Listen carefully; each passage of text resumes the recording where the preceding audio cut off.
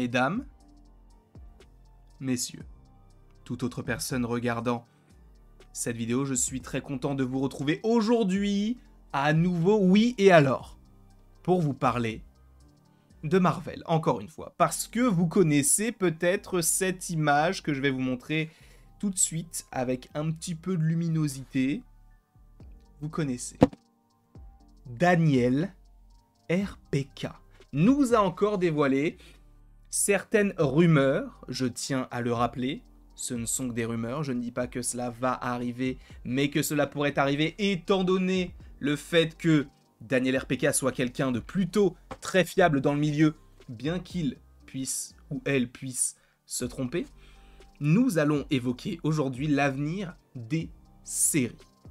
On va faire un récapitulatif d'ailleurs de tout ce qui est censé sortir par rapport à ce qu'il va évoquer. En effet, vous n'êtes pas sans savoir qu'actuellement, on a beaucoup de projets Marvel qui sont en production. On a dans un sens, enfin d'un côté bien sûr, Daredevil Born Again qui actuellement se tourne à New York et qui devrait logiquement, selon toute vraisemblance, sortir en 2025. Donc ok, ça c'est cool. On a Wonder Man également qui est actuellement ou qui va rentrer en phase de tournage, sachant que le décor commence à se construire, donc ça va avancer. Sachant que pour ceux qui ne le savent pas, c'est Yahya Abdul-Mateen, deuxième du nom, qui est censé jouer le personnage qu'on avait vu récemment dans le film Aquaman 2, dans le rôle de Black Manta. Ok. Mais on a également des projets qu'on entend par-ci, par-là.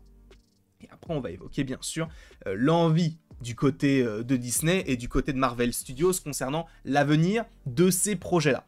En gros, on a également a priori un projet sur Wong, donc la Wong Academy. Je t'avoue que je ne suis pas du tout hypé. On aurait également un projet du côté d'une suite à Secret Invasion avec des personnages britanniques qui seraient donc des super-héros avec Gaïa, avec Black Knight. Pareil, pas totalement chaud sur ce projet, mais pourquoi pas, à la limite. Donc on a ce côté-là aussi de côté. On a également Vision Quest, je vous le rappelle, donc sur l'avenir de Vision. A priori, il y aurait un projet sur Wiccan, donc le fils de Wanda. Je ne comprends même pas pourquoi, mais bon, ok. Donc Wiccan aurait son projet, sachant qu'on ne l'a même pas encore vu dans Agatha 1, et on se rappelle quand même que la dernière fois qu'il y a eu ce genre de choses de prévu, c'est-à-dire de prévoir un spin-off à une série qui n'était pas encore sortie, c'était Echo par rapport à Hawkeye. Et là, on sait qu'on va le revoir, notamment par rapport à Agatha et Wiccan. Sachant qu'on va normalement également la voir du côté de Daredevil Born Again, dans laquelle, il y aurait, attention spoiler, Tigre Blanc, qui devrait avoir sa propre série solo. Ok ? Donc on a ces différents petits éléments, sachant qu'il y a encore plein d'autres séries qui sont supposément prévues. Et tu te dis, mais quand est-ce qu'ils vont s'arrêter sans même compter la suite des séries qu'on a déjà? Est-ce qu'il y aura une saison 3 à Loki, saison 2 à Moon Knight, saison 2 à Miss Marvel, saison 2 à Hawkeye, saison 2 à She-Hulk? On n'en sait rien pour l'instant, même si, bon, pour les 3 premières que j'ai nommées, donc Moon Knight, Miss Marvel et le programme Hawkeye, normalement on devrait avoir une saison 2. Mais, donc on a beaucoup de projets en série, ça fait beaucoup.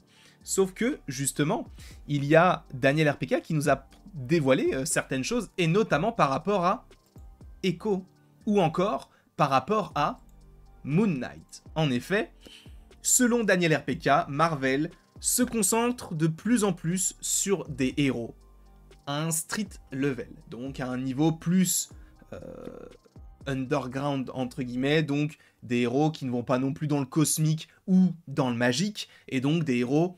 Et c'est pourquoi on mentionne notamment Echo ou Moon Knight, parce que ce sont des personnages qui, en fait, ont une série qui peut, en fait, être regardée sans avoir vu de choses avant, et sans pour autant avoir vu des choses après.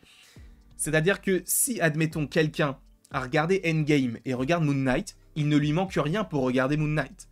Si quelqu'un passe d'Endgame à Echo, on peut se dire bah il te manque Hawkeye, sauf que dans le premier épisode d'Echo, on te rappelle des éléments en lien avec le personnage dans la série Hawkeye. Donc évidemment, c'est bien mieux de regarder la série Hawkeye afin de regarder Echo, mais est-ce que tu es obligé? Je ne sais pas.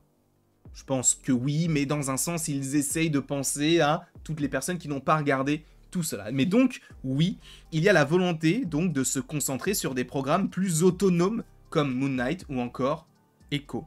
Sachant que le seul projet d'un niveau cosmique qui devrait arriver sur Disney+, et ça, je pense que ça va en faire crier plus d'un, c'est lui.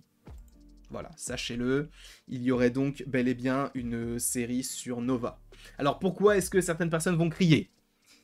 Déjà, est-ce que c'est un bon perso? Oui.